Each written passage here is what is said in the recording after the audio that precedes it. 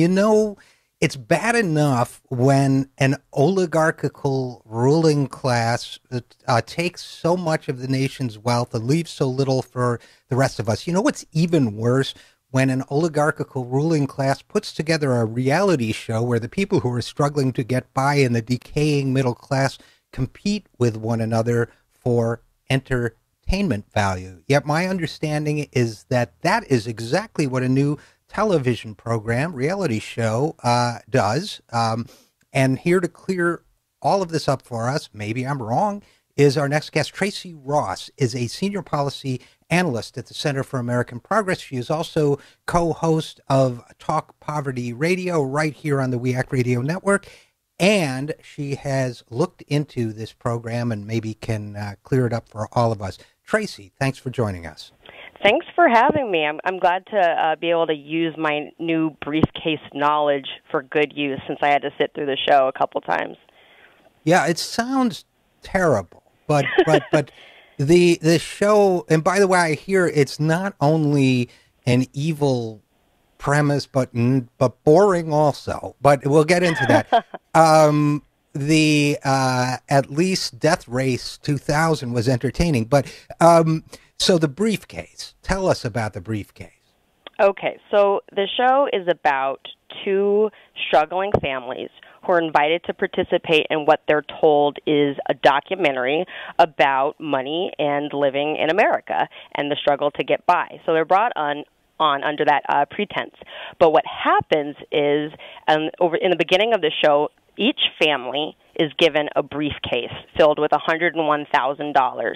Neither family knows that the other family has been presented with this briefcase. So they each think that they're the only ones with this windfall, and they have to make a decision about whether or not they keep it all or share it with the other family or give it all away.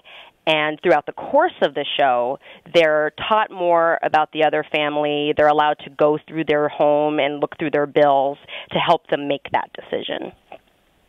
Wait a minute. They so the family, each show gets a briefcase with all this money in it, and they have to make this decision, and then they learn about the other family? Yes. So, for instance, in the first episode, a family's given the money, and first I'll have to say that all the decisions are reasonable, right? If they kept all the money, that'd be reasonable. If they want to share it, that's reasonable. But they're given the money, and I think everyone's initial reaction is like, thank goodness, this is amazing. This is going to change our lives. This will help us pay for the medical bills or the unique situation they're facing. But then they're texted throughout the show with information like the other family could be worse off than you.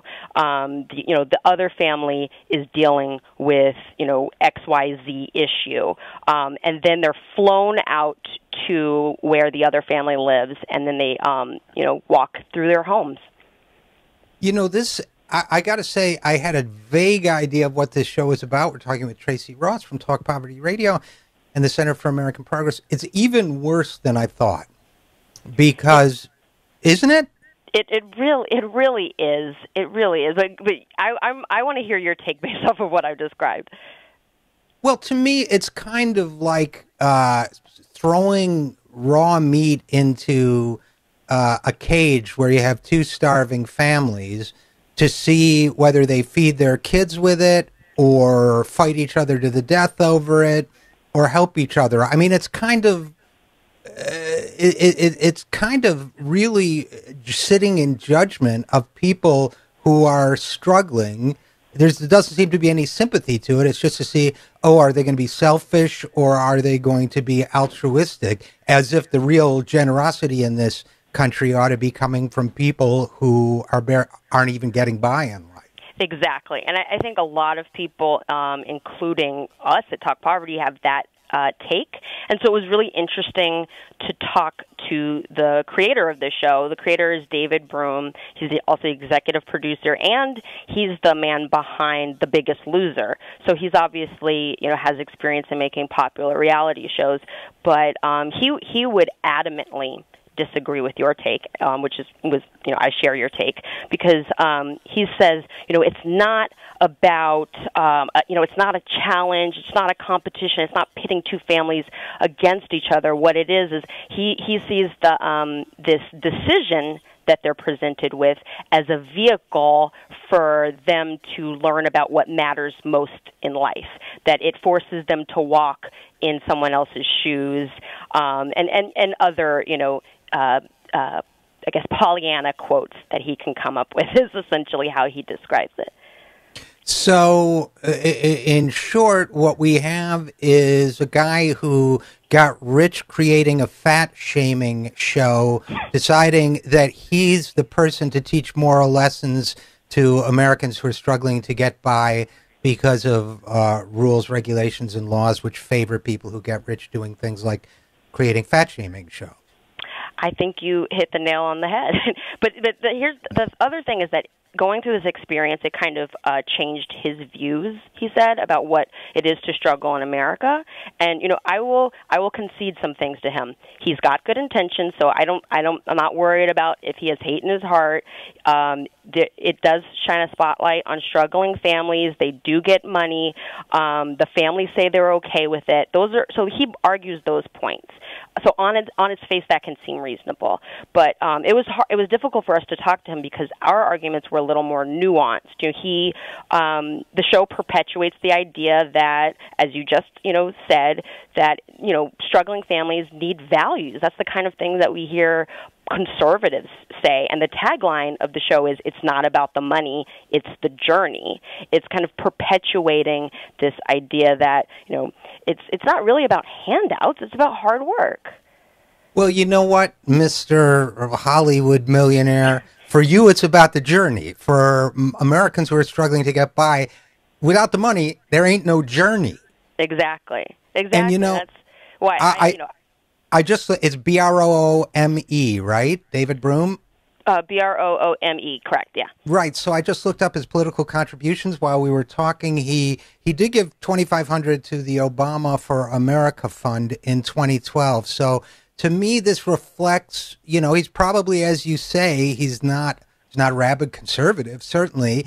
But to me, it reflects, I'd be interested in your thoughts, Tracey Ross, but to me, it reflects a kind of, not malice, but just a very insulated worldview, a kind of cocoonish, that I'm sure he's not a bad guy in his own heart, but that he is kind of clueless to think that really, it kind of reminds me of Gwyneth Paltrow or something. It's just right. You know what I'm trying to say? Exactly. I think that's right, that he's got enough information that he feels like he can weigh in on this. It's kind of common knowledge that families are struggling more, so he feels like that's enough for him to have the conversation. But in really talking to him, it was clear that he doesn't understand why these families are struggling. Like he said, these families, they're just experiencing bad luck. And I had to push back on him and say, well, our economy shouldn't be set up so that if you experience a little bad luck, you're now facing, financial ruin. And we had to kind of push back on these, ideas that this isn't part of a larger system, that our policies aren't, facilitating these families going into financial ruin.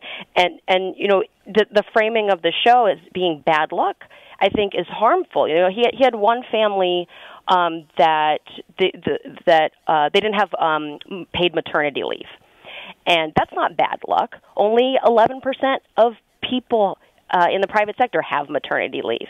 This is how our country operates. And if he's, perpetuating this idea, millions of people are watching his show, and he's framing it in ways where, the viewers might sympathize with the families, but they might also think, yeah, we're having bad luck. And it's like, no, this is how our country's set up. And it would go a long way if at the end of the show there was a title card that had some of those facts, or he had some of this information on the CBS website. We're talking with Tracey Ross from Talk Poverty Radio about the program, The Briefcase, and the producer. I'm so glad you said that, Tracey, because it's so not bad luck. In fact, we are the only developed nation, highly industrialized nation in the world that doesn't offer paid maternity leave. So it's a perfect example. It's not bad luck, quote unquote, that these people don't happen to have maternity leave. They don't have it because it's not a government policy, and it's not government policy because we haven't made it government policy. Exactly. And I think that what I guess adds to this problematic framing is that throughout the show, they're advertised as deserving families, and I think that implies that maybe there are undeserving families, that you have to have met a certain set of criteria to qualify as the right kind of struggling family. It's bad luck. It's that you're working hard, and I think it's just kind of a dangerous narrative to perpetuate. And so the fact that I think it's subtly perpetuated throughout his show, he doesn't see as his problem. Like in one moment he'll say, this show is going to change things, and then we point out all of these shortcomings, and he says, well, I'm in the entertainment industry, so I can't change the world. It's like, well, buddy, you got to pick one. Right. And hey, I thought it was about the journey, pal. Right. Walk with me here a little bit. So you made another great point too about, because you hear this, your show is Talk Poverty, and you hear this about poverty a lot. You hear the phrase all the time, the deserving poor. And it's like, okay, let's break down how many poor you think are undeserving and why. Has somebody done bad things who's poor, just like people have done bad things who are rich? Sure, but the very phrase deserving poor, or in this case deserving struggling middle-class families, whatever you want to call it, implies that there are at a minimum two roughly equal-sized groups, the deserving and the undeserving. And the undeserving, of course, are the lazy and the, all the things that don't really exist in the real world, but or are very rare, but get a way to stigmatize people with economic difficulty. And I guess my frustration, I don't know if you experienced this with David Broom, my frustration when you talk to people like this and you point that out to them, they get defensive, and I don't know how to get around it, instead of saying, because they hear you saying rightly, well, you're kind of part of the problem, but I don't know how to get around that thing of them being defensive so that they can stop doing it. Yeah, I think it's a challenge because, if we get him to admit that he's doing something wrong, then that means that, his career is built on something problematic. No one wants to feel like they're in the wrong. I think that, in talking to him about this, he said, he doesn't think that there are families that are undeserving, but I feel like the fact that they put that language in there, it did seem intentional because, right. He made an active decision, he said, to not use low-income families, that they repeatedly say these are middle-class families, even and he's using the government official right. measures of poverty, which are problematic and have shortcomings that don't reflect what it's like to struggle in America. So he says, we didn't want to use actual low-income families because we were worried that people wouldn't be able to sympathize with them or think that they, deserved this money. So already there, it's part of the DNA of the show that's a possibility. And rather than, trying to tackle that and say, we're going to still do the show with, people who are officially in the poverty rate, and we're going to shake things up. Instead, they wanted to guarantee that everyone will be on their side. So we're picking the deserving poor.